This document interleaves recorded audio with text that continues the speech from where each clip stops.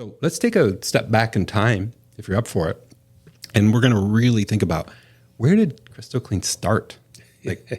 Like me, did you have hair on a day back in the 80s? I was going to say that it started back in the 80s when we both had hair. I actually had a ponytail for a while. Yeah. But no, I inherited that from my grandfather. I can't blame the stress of being an entrepreneur on that. Right.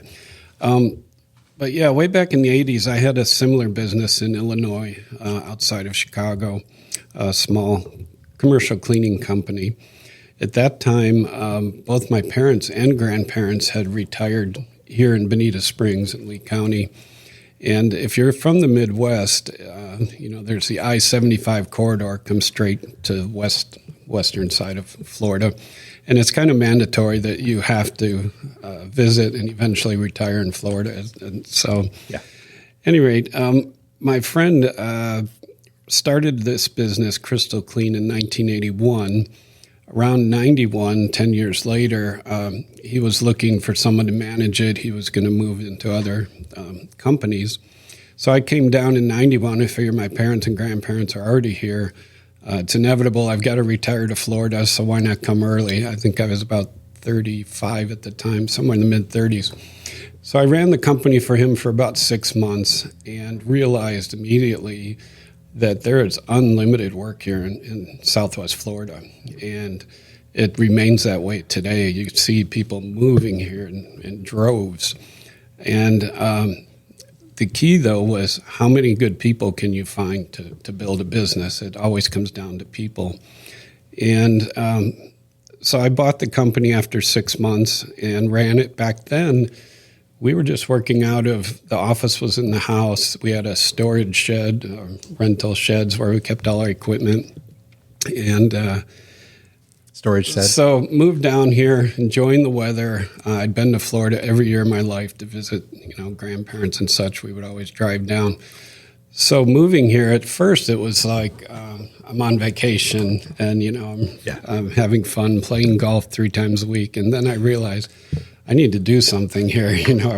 I'm not on vacation. I've got to build the business. And, the family thrived here. We loved it. And we just slowly built up the business. At that time, all our eggs were in one basket, as it were. We were cleaning they were called Sunbank back then. All the Sunbank locations was our main customer and a few car dealerships.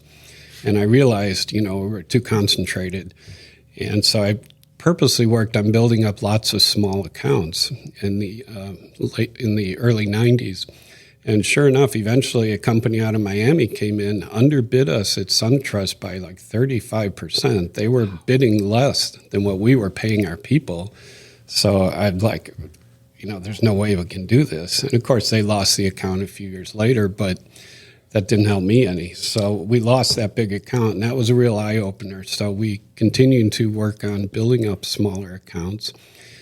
Eventually, we found that down here, our target customer was what we call association cleaning or condominium common areas. Mm-hmm.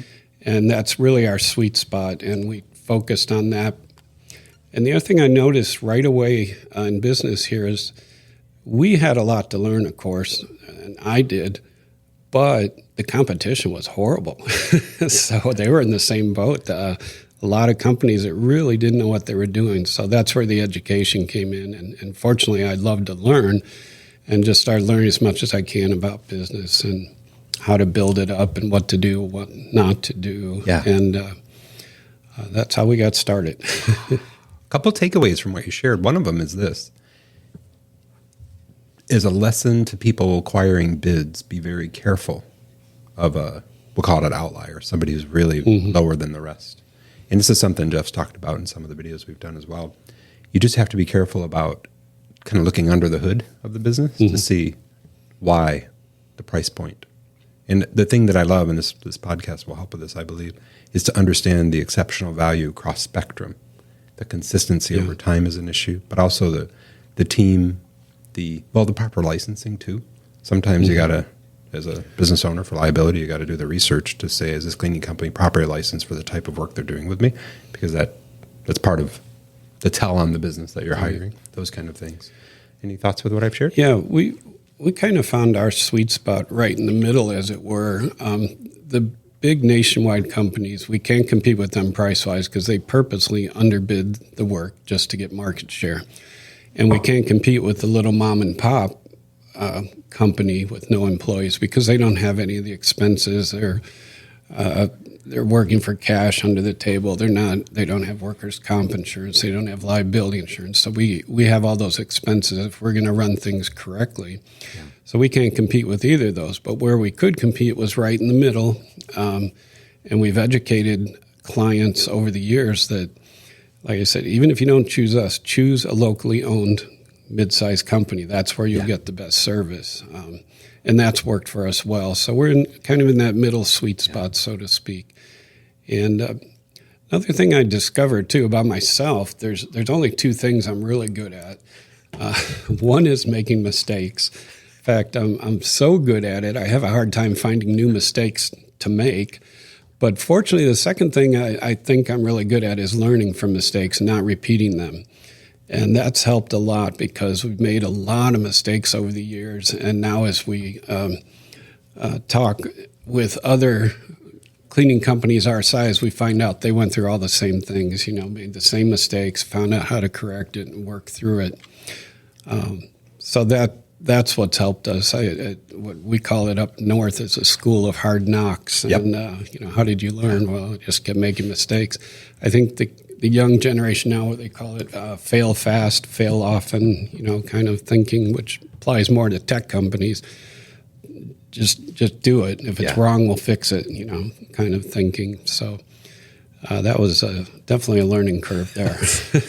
But I want to say that we talked about the values as we framed up today's conversation, and that lives into growth-minded, ambition-oriented.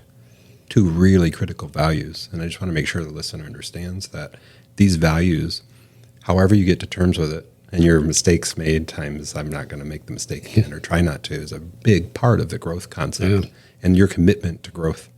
And it's just mission critical, at least from what I've seen over the years, that from the top down, we support and we have a psychologically safe place for our team to go, hey, I screwed up and I did X, Y, or Z that wasn't in alignment with what we were supposed to do. But the manager, the owner are like, hey, you know what? We all make mistakes. What'd you learn from it?